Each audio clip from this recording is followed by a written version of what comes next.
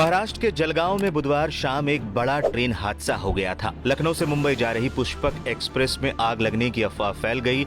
इससे ट्रेन में सफर कर रहे यात्री इतना डर गए कि वो चलती ट्रेन से ही कूदने लगे। इस बीच बगल की पटरी से कर्नाटक एक्सप्रेस ट्रेन आ रही थी। ट्रेन से कूदने वाले कई लोग कर्नाटक एक्सप्रेस ट्रेन की चपेट में आ गए। इस घटना में मौके पर ही 13 लोगों की मौत हो गई। कर्नाटक एक्सप्रेस की चपेट में आए लोगों के शरीर कई जगह से कट गए थे। शवों की हालत इतनी खराब थी कि पहचान तक कर पाना मुश्किल हो रहा था। हादसे में अपनों को खोजते परिजनों की रोते बिलखते कई तस्वीरें सामने आई। इनमें से एक युवक अपनी मां के शव को खोज रहा था, या कहें अपनी मां के शव के टुकड़ों को खोज रहा था।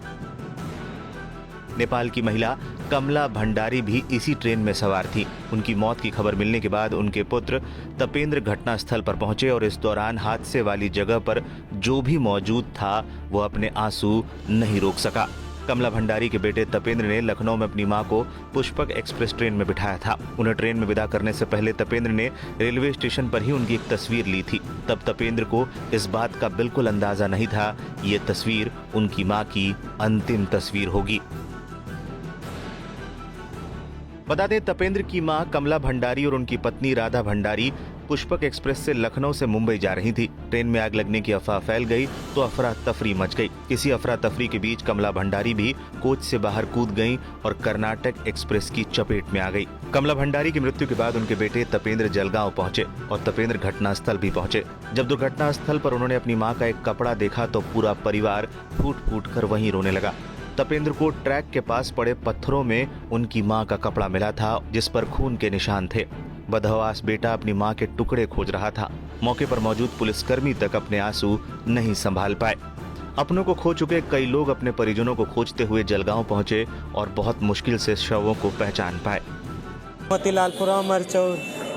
क्या काम करते थे? मंडप का काम करते थे, मजदूरी। कहाँ पे? यहाँ पे बम्बई में, मलाट में। उम्र क्या थी? 45 साल।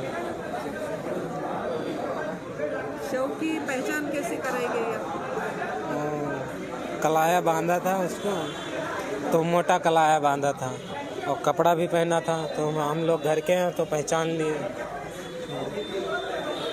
अभी कौन कौन आया? मेरा भाई है और नात बात है।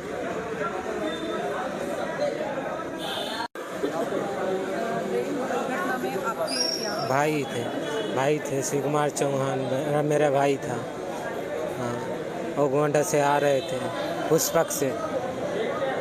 यहाँ पुष्पक से आ रहे थे और यहाँ हादसा हो गया। बम्बई जा रहे थे। हम लोग मंडप लाइन का काम करता हूँ। कब पता चला आपको ये सारा? 6 बजे शाम को पता चला कल, तो वहाँ से निकला हूँ तो 6 बजे आया हूँ सुबह। अभी क्या कैसे प्रोसेस रहेगी? प्रशासन से यही दरख्वास्त है कि जल्दी से जल्दी पहुँचा दीजिए। छोटे छोटे बच्चे हैं, ये शादी करने लायक लड़की, कैसा भी मजदूरी करके हम लोग शादी करना चाहते थे। आपके फैमिली से संबंधित कितने लोगों डेथ हुई है और आपको क्या पता चला कब आप यहाँ आए? वो मेरा चाचा और आंटी और भाई है। अच्छा भाई है, और वो गांव से आया बोल के परसों मालूम था। कल 1 बजे वो पहले आपने को फोन किया था, मैं 5 बजे तक कल्याण पहुंचेगा बोल के। उसकी बाद 5 बजे इधर जलगांव में ऐसा हो गया बोल के न्यूज में आया। अपने को डाउट हो गया कि अपना चाचा आंटी उसमें है, कुछ न कुछ हो गया बोल के अपने को मन में डाउट था। उसकी बाद उसका डायरी मिला, इधर कोई सर फोन किया था अपने को, और वो डायरी में कंपनी का आदेश और सब का नाम लिख के रखा था। ललित, आरिफ खान साहब का नाम सबका लिख के रखा था नंबर। वो साहब आपने को फोन किया, ये नंदा कौन लगता है करके। नंदा अपना चाचा लगता है बोला, तो वो बोला ये नंदा का डेट हो गया है, ऐसा हो गया बोल के अपने को वो सर की वजह से मालूम पड़ा मर गया बोल के। पहले अपन क्या सोचा था, अभी गाड़ी ऐसा हो गया, अभी चाचा आंटी जिंदा रहेगा बोल के अपने को था। बाद में सर बोला उसका डेट हो गया, बोला तो अपने मन में क्या हो गया, आंटी भी नहीं है, भाई भी नहीं है। बता दें, वरिष्ठ रेल अधिकारी ने हादसे की जानकारी देते हुए बताया कि पुष्पक एक्सप्रेस के एक डिब्बे के अंदर हॉट एक्सेल और ब्रेक साइडिंग जैमिंग के कारण चिंगारी उठी थी, जिससे कुछ यात्री घबरा गए। उन्होंने जंजीर खींची और उनमें से कुछ कोच से नीचे उतर गए। उसी समय बगल के ट्रैक से दूसरी ट्रेन गुजर रही थी जिसकी चपेट में वो आ गए।